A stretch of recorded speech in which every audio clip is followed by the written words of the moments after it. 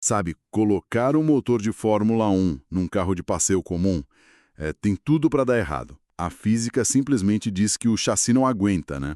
E no mundo das cervejas, tentar fazer uma bebida com mais de 14,3% de álcool costuma ter exatamente o mesmo fim. Tipo, um desastre, totalmente desequilibrado.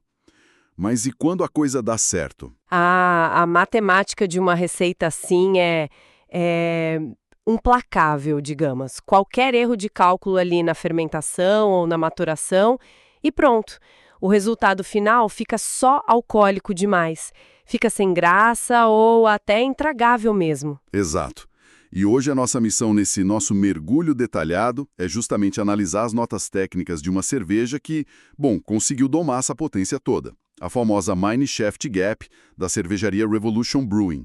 A ideia aqui é desvendar como os números e o processo transformaram o que seria uma bomba alcoólica numa bebida tão aclamada. Nossa, e a engenharia por trás dela revela decisões muito precisas, viu? Isso desde o primeiro passo da receita. Uhum. Vamos olhar para a estrutura básica primeiro, então. Estamos falando de uma American Barley Wine. Para quem não está familiarizado, é um estilo de cerveja incrivelmente potente e maltado, quase como um licor. O teor alcoólico bate em impressionantes 14,3%. Caramba, 14,3 é basicamente a força de um vinho tinto bem encorpado, né? Exatamente. E ao mesmo tempo, olha que curioso, o amargor é de apenas 30 IBU, sendo que IBU é aquela sigla para escala que mede o quão amargo uma bebida é. 30 é um nível bem baixo. Então a grande pergunta é a seguinte: sem aquele amargor alto do lúpulo para contrabalançar, como essa cerveja sustenta tanto peso sem virar puro álcool na boca? Olha, o segredo tá justamente nessa falta de competição no paladar. Tipo, se o amargor fosse alto, ele ia brigar direto com a doçura pesada do malte e também com o impacto do álcool. Isso ia gerar uma confusão sensorial extrema. Ah, entendi. Uma briga de sabores, né? Isso. Então, manter esses 30 IBUs é uma escolha super intencional para criar, tipo, um palco livre. O lúpulo simplesmente sai de cena. E os dados provam que essa arquitetura funcionou maravilhosamente bem.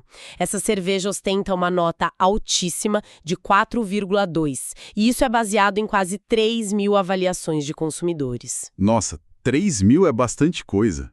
E ela continua sendo produzida ativamente, o que é um ótimo sinal. Mas espera aí, isso me confunde um pouco. Porque se a ideia é dar potência para combinar com esses 14,3%, a escolha do barril de envelhecimento parece meio contraditória. Eu sei onde você quer chegar. Pois é, as motos indicam que ela descansa por 12 meses em barris de conhaque. E o padrão do mercado para cervejas pesadas é usar o barril de bourbon, de carvalho americano, né? Aquele que joga baunilha e caramelo na cara logo no primeiro gole. Usar carvalho francês para algo tão forte não é um risco de deixar a bebida meio apagada? A própria cervejaria descreve o efeito da madeira como contido. Então, a diferença aí está na própria estrutura biológica da árvore. E é por isso que funciona tão bem.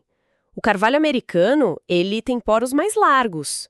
Ele libera compostos agressivos como coco e baunilha muito rápido. É quase como uma injeção de sabor. Uma pancada logo de cara, né? Exato, uma pancada. Já o carvalho francês é mais denso, tem grãos muito apertados. Então ele funciona meio que como um conta-gotas. Ao longo desses 12 meses, a cerveja absorve bem gradualmente as características do conhaque e da madeira. Que fascinante! Então ela absorve a alma de um dos destilados mais lendários do mundo, mas de um jeito super calmo. Uhum. Ela não precisa do impacto brutal do carvalho americano justamente porque a base já é alcoólica ao extremo, entende? O carvalho francês cria umas camadas mais sutis. Ele vai arredondando as arestas da bebida em vez de apenas jogar mais estímulos pesados por cima. Caramba! É uma verdadeira engenharia de paciência. E como essa madeira transfere sabores de forma tão lenta, o próprio consumo acaba sendo tratado como um ritual. A cervejaria até cunhou uma frase de efeito maravilhosa lá nas notas de produção.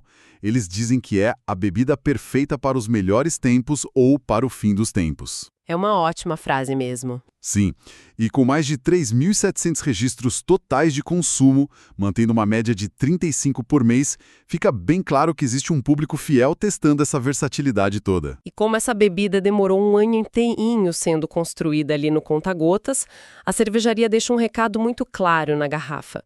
Eles dizem: aproveite agora ou guarde gelada. O fabricante teve uma paciência imensa para domar a química da bebida. E meio que repassa essa responsabilidade, né? Exigindo um nível bem semelhante de cuidado e de intenção de quem vai beber. Muito bem pontuado. Resumindo a nossa jornada de hoje, estamos falando de 12 meses de maturação cirúrgica num carvalho francês de grão fechado. E isso resulta numa barley wine de 14,3%, que, olha, consegue o verdadeiro milagre do equilíbrio.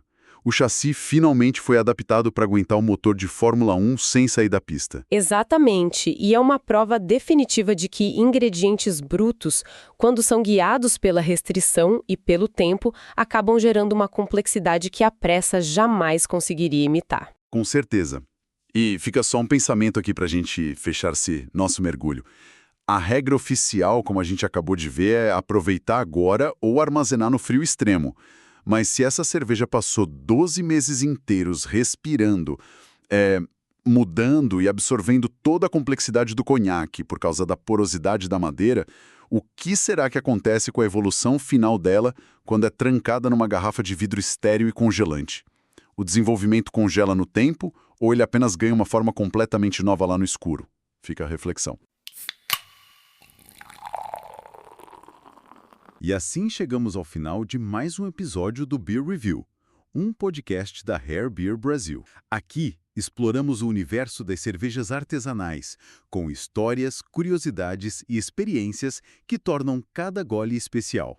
Beer Review, Rare Beer Brasil. Se você curtiu, siga o podcast na sua plataforma preferida para não perder nenhum episódio. Compartilhe com amigos que amam descobrir novos sabores e histórias. Beba menos, mas beba melhor. Até o próximo episódio e saúde!